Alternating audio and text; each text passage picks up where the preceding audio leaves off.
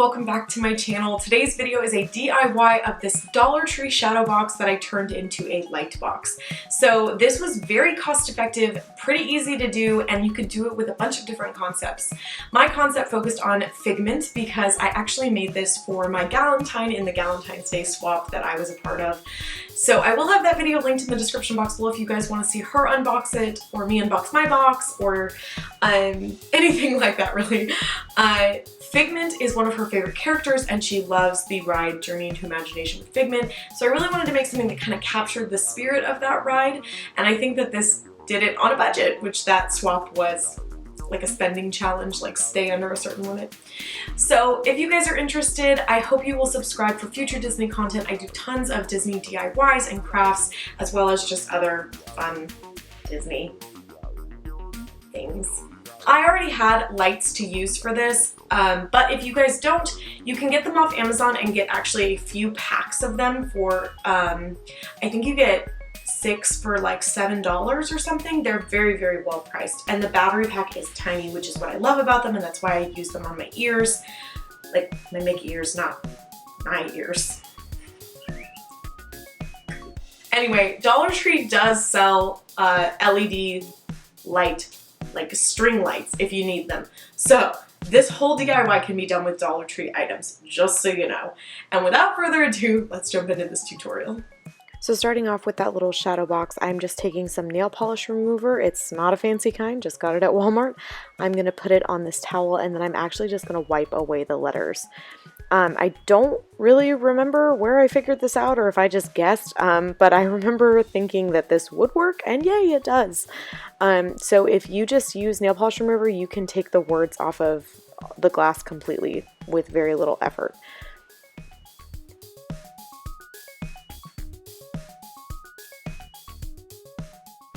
And now that that's all clean and clear, we're going to move on. So this is the light switch pack that I will be using.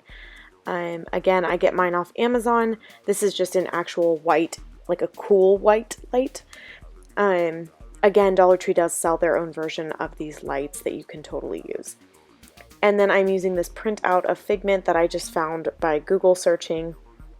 I'm going to go ahead and cut this out. I've already kind of sized it to make sure that it is going to fit inside the shadow box. And then I'll just be gluing this down on the background that comes in the shadow box using some Mod Podge, which again, I got from Dollar Tree. So this is the background. Mine's a little bit long, so I'm going to trim off the sides before gluing it down.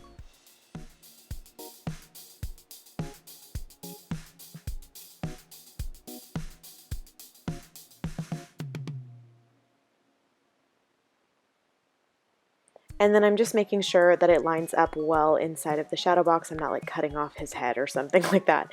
And then taking my Dollar Tree Mod Podge, I'm just going to put a pretty generous amount on the back, because you do want to make sure that this sticks down really well and it doesn't start like peeling up as you're doing this process. And then I'm just going to press down my image, and then I'm actually going to do a layer of Mod Podge over the image as well. And I also use my finger just to smooth out the top. Make sure that you do have it totally smooth before you do that top layer of Mod Podge, because you don't want to end up with any weird bubbles or wrinkles or something like that. And now I'm just using my little silhouette smoothing tool, because I did realize that I was getting some wrinkles that I didn't want. And it was able to smooth it out, but obviously once you put Mod Podge on top, you're kind of compromising the integrity of the paper, so you want to smooth it out before you do that.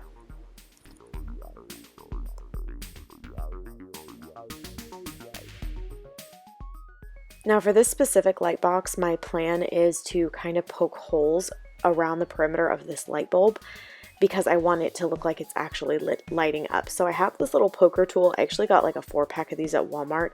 I thought that they would help me weed out vinyl on my silhouette machine. Some of them do, some of them don't, but this one was perfect for this project. So I am just going around and poking holes around the perimeter. No specific math or science involved in this. I just kind of looked and did it. And then I also decided to do it on the middle part of the light bulb. I forgot what that is called, but the little swirly part in the center, I did like one on each point.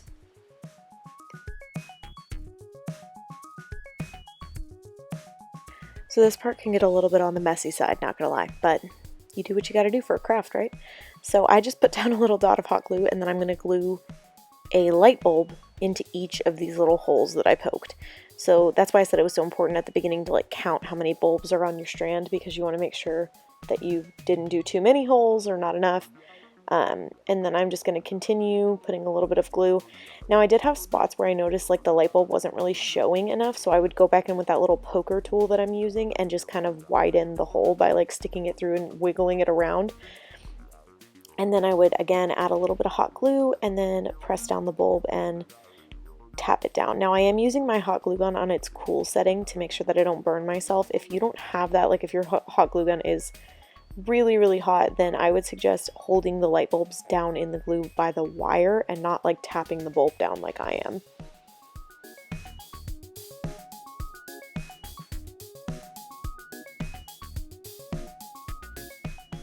And then I just continued doing this all the way around the light bulb, and it looks super messy and janky on the back. So I'm gonna kind of cover that up later, but if you guys are worried about it, Dollar Tree sells this like brown, I don't know what to call it. It's just like brown paper. It's actually really nice, and it comes on this big giant roll. You can actually use that on the backs of things, like glue it down on the back, and then it has like a nice backing to it. Because it's almost like brown wrapping paper. It's in all their packaging stuff, and even though this is not considered essential, I would say, like, you know, if you're going to Dollar Tree for groceries or something, you could always pick up a roll. But anyway, I'm gluing down my last few light bulbs into the filament, I believe it's called, that little middle swirly part of the light bulb. And then I'm going to cover up the back in a minute. But this is what it looked like all lit up. And then this is, you know, the beautiful back right now. So I'm just going to bend my wires in toward the center, because again, I do want to cover that up. And so if they're all in the same place, that's a little bit easier to manage. So I'm going to be using duct tape because I did not have any of that brown paper I talked about. And this was a spending challenge, and I was trying to use things that I had on hand. I will admit I was not happy with deciding to use the duct tape, but it is what it is, guys. You do what you got to do, right? So I just added a few strips of blue duct tape onto the back, and then I trimmed off the edges.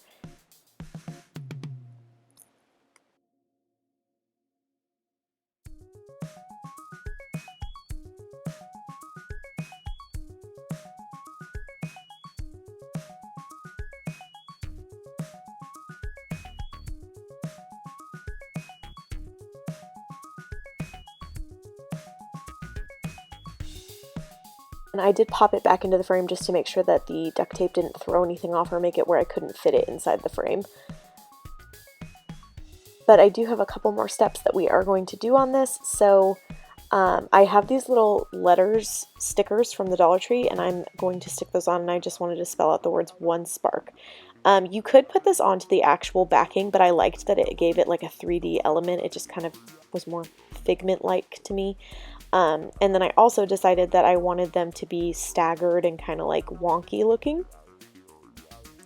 You can normally Mod Podge over letters from the Dollar Tree if you're worried about them coming off, but because this was glass, I don't love how Mod Podge looks on glass, so I didn't want to make it look messy, especially since this was like made for somebody else. And then I did contemplate using my silhouette machine for this and making this out of vinyl, but I wanted the tutorial to be helpful to you guys who don't have silhouettes or Cricuts, so the stickers were a nice alternative.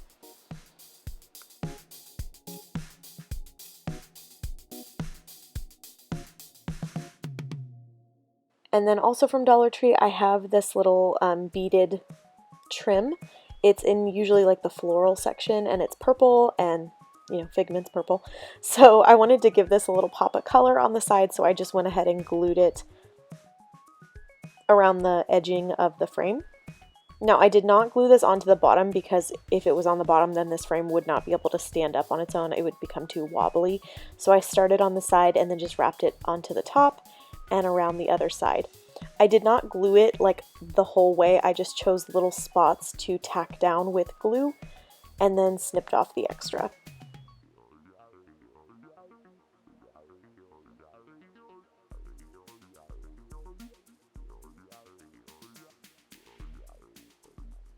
So again, I am just going to add a little dot of hot glue at the center on the top to make sure that it's not shifting around.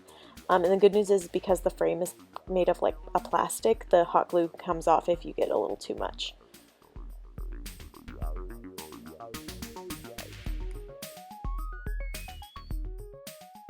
I wanted to add a little bit more color, so I popped it back out of the frame, and I decided to use some purple puffy paint on the paint can and also the actual bottom of the light bulb because I wanted it to look like Figment painted the light bulb. And I liked that it gave it another texture and made it a little more 3D. So again, just adding some puffy paint to the bucket, and then I'm doing the bottom part of the light bulb and also the little swirly part in the middle.